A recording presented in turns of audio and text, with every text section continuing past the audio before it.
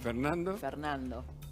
No, bueno, le dan micrófono a Massa y se muestra lo que es. Si alguien creía que Massa, yo lo tuve de presidente de la Cámara, lo he llamado un prestigioso animador de fiestas infantiles.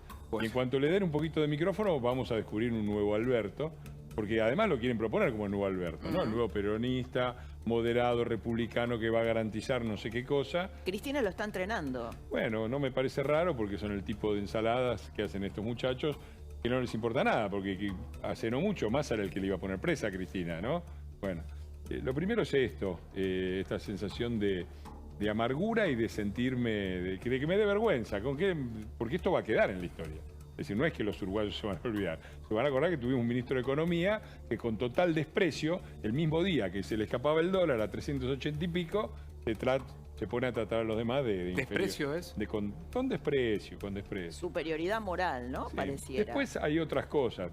No quiero dejar pasar el tema de que no vino Maduro. Me parece que es un gran triunfo de la sociedad, de la parte democrática de la sociedad argentina, y que ha tenido actores importantes, entre ellos el periodismo, una parte importante de la oposición que salió muy fuerte, pero sobre todo tuvo la denuncia de Patricia Bullrich, que fue la que encabezó, la que metió, la que dijo debería estar Anoche preso. Me parece que no es poco considerando la importancia que tiene esto. Hola Elisa, qué gusto de verte. Y lo otro que me parece una reflexión más específica sobre el tema, sobre el problema de la integración regional. La integración regional ha tenido enormes dificultades en todo el mundo, también en Sudamérica. La mayor parte de los instrumentos están en crisis, como el Mercosur. Ha tenido éxito en un solo continente, un éxito extraordinario, maravilloso, que llevó a la Europa, que salía destruida de una guerra, del fascismo, del genocidio, del holocausto, la llevó a ser lo que es hoy. Quizás la región en el mundo donde más se respetan el bienestar social, los derechos humanos, la democracia. Claro que sí. Ahora, la clave de la integración europea fue que la integración no puede tener un contenido ideológico.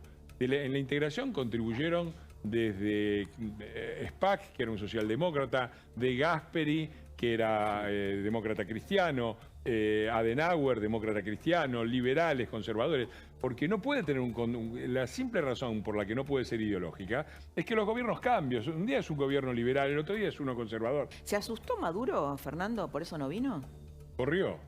Maduro corrió, está muy claro.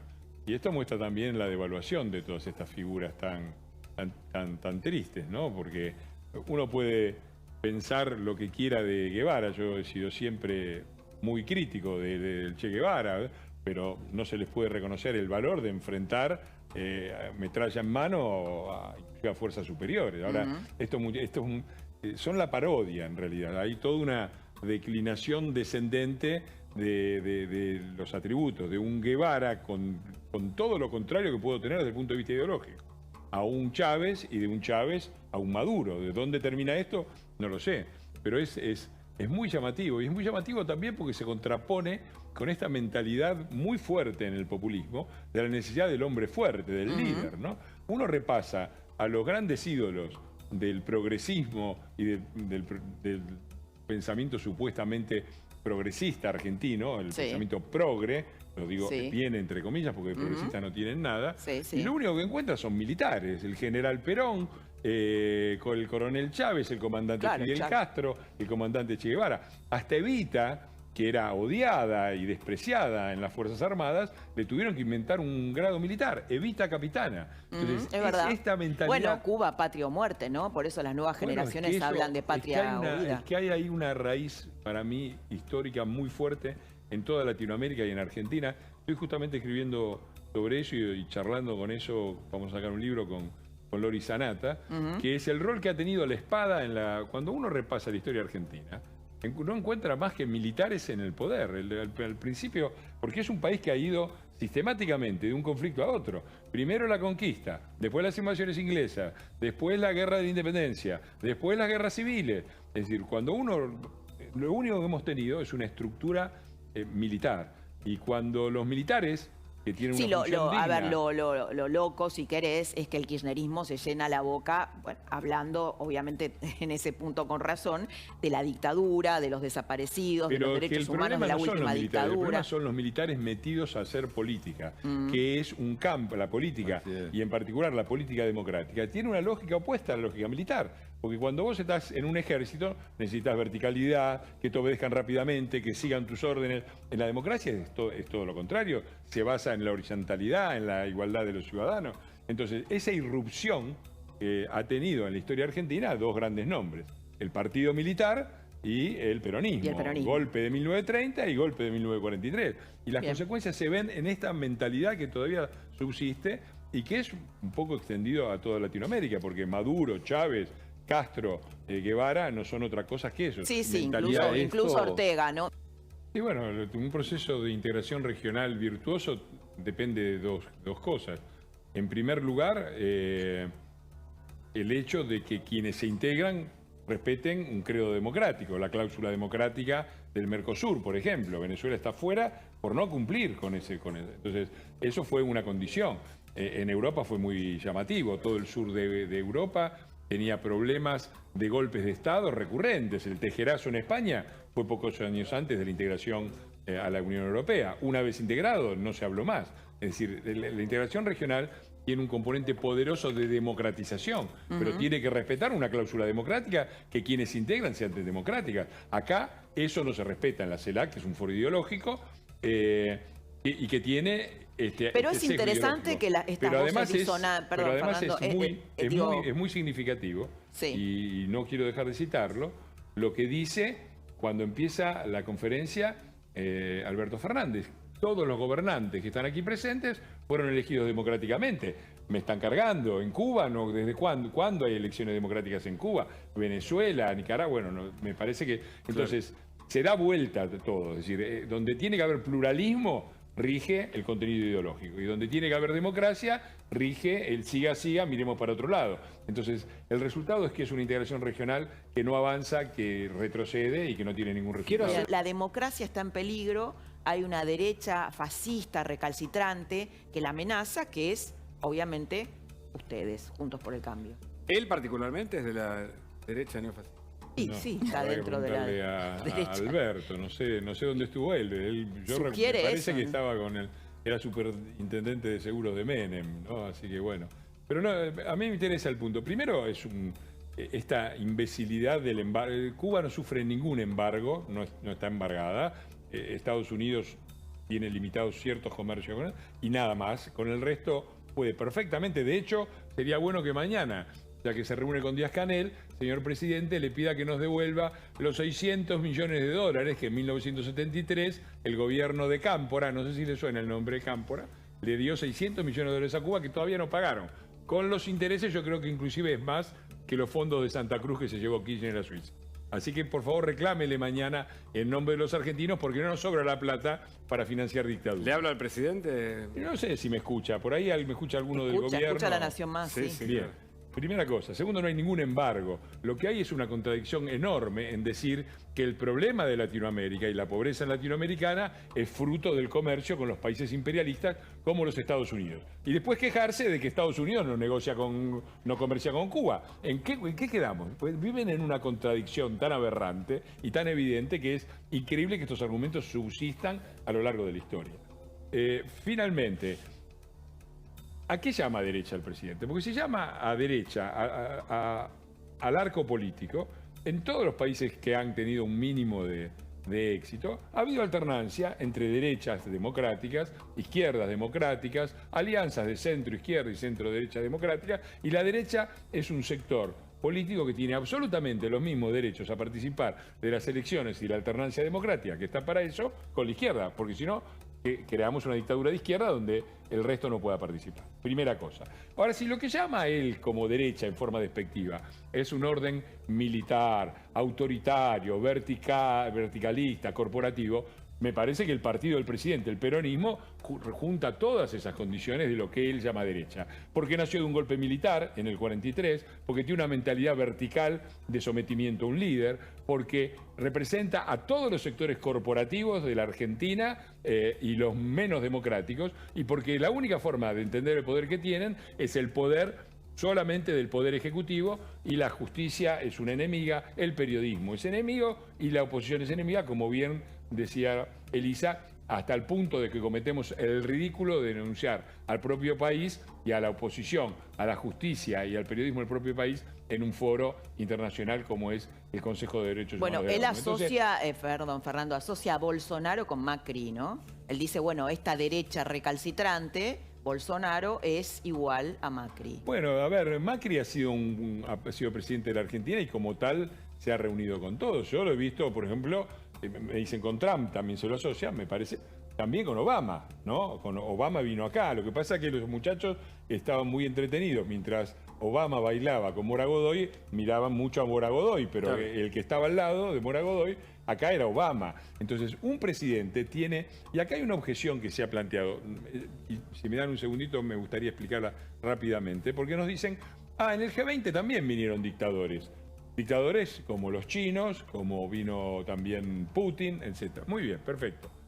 Hay foros internacionales que son ocasionales, donde las relaciones entre los países son muy débiles y donde se producen reuniones cíclicas en las que vos organizás el G20 y vienen todos los miembros del G20. Otra cosa es la integración regional, donde vos se supone que con tus vecinos estás tejiendo lazos permanentes, económicos y políticos. Entonces, no es lo mismo un foro internacional como el G20 o la ONU, donde tienen que participar todos los países, porque es mejor que existan que no existan, que un foro de integración regional que propone integración regional, democrática y pluralista con Cuba, con Nicaragua, con Venezuela. Son dos cosas completamente distintas. Y la acusación, por supuesto, no tiene absolutamente nada que ver. Por supuesto que un presidente, a nosotros no nos molesta, por ejemplo, que Alberto se haya reunido con Putin. Nos molesta que haya dicho queremos ser la puerta abierta de América Latina para que entre Rusia. Está claro los dos escenarios. No, a mí me parece que tengo una irresponsabilidad absoluta decir estas cosas.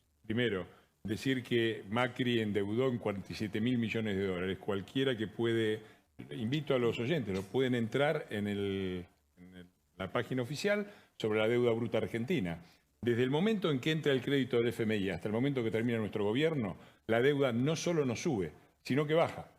Entonces, si vos te endeudaste por 47.000 millones de dólares y al final tu deuda es exactamente la misma o inclusive menor, hay una sola explicación posible, que vos tomaste deuda en el banco para pagarle al almacenero, por decirlo así. Le tomaste al FMI para pagar deuda que estaba a un interés más alto y eso no significa endeudarte más.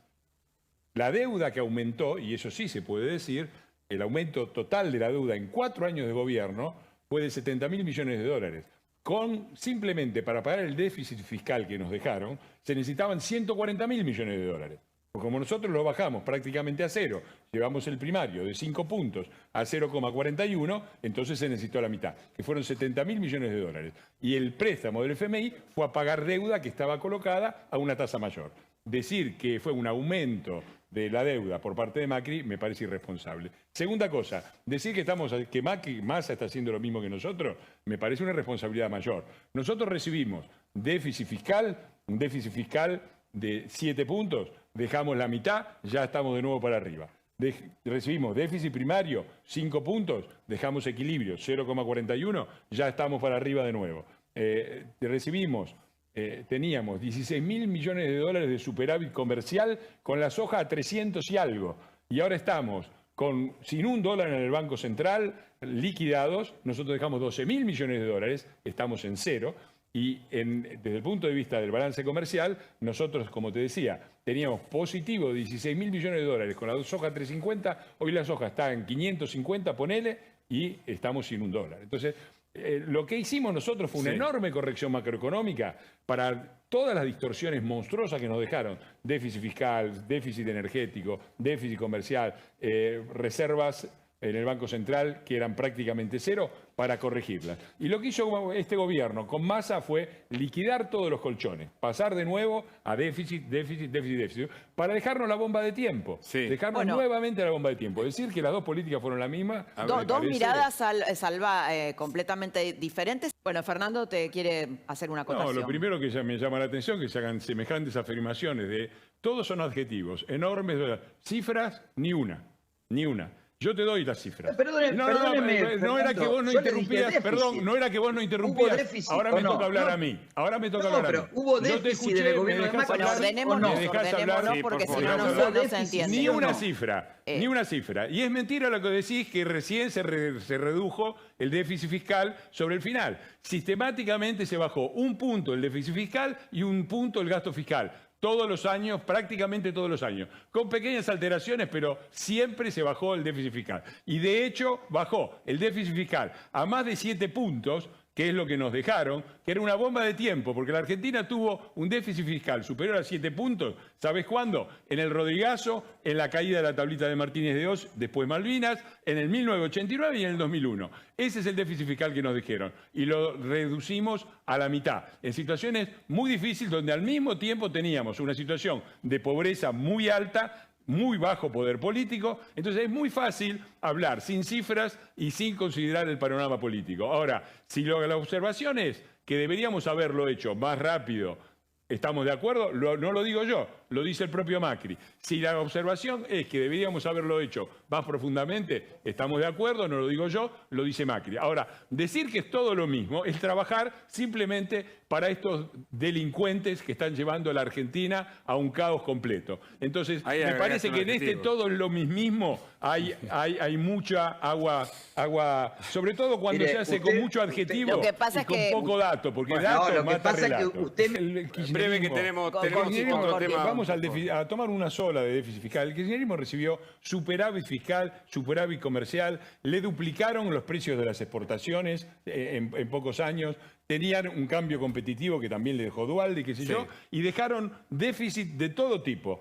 Nosotros podemos admitir que no logramos corregir todo, pero bajamos el déficit fiscal de 7 a la mitad en 4 años. A mí me gustaría que nos ejemplificaran con otros países que hayan hecho más que eso. Bajar un déficit primario de 5 a prácticamente 0, porque fue 0,41, no es poca cosa. Y me gustaría que los que saben tanto nos expliquen cómo se hace eso, sobre todo en un país donde cada cosa que haces te tiran 14 toneladas de piedra. Y que perdamos las elecciones no quiere decir nada, porque ya que a vos no te gustan las cifras, pero a mí me gustan mucho, Juntos por el Cambio, en 2019, sacó 2.200.000 votos más que Cambiemos en el 2015. Bueno, dato mata relato. Pero es que es imposible discutir así, con esta mirada del obelisco. Empezó nuestro gobierno en el 2015 con 18 provincias con el balance en rojo y 6 en verde. Terminamos con 18 en verde y 6 en rojo. Todos los gobernadores provinciales que recibieron una cantidad enorme de fondos, casi todos, por no decir todos, reeligieron. Los que pagamos esto, el costo, fuimos acá.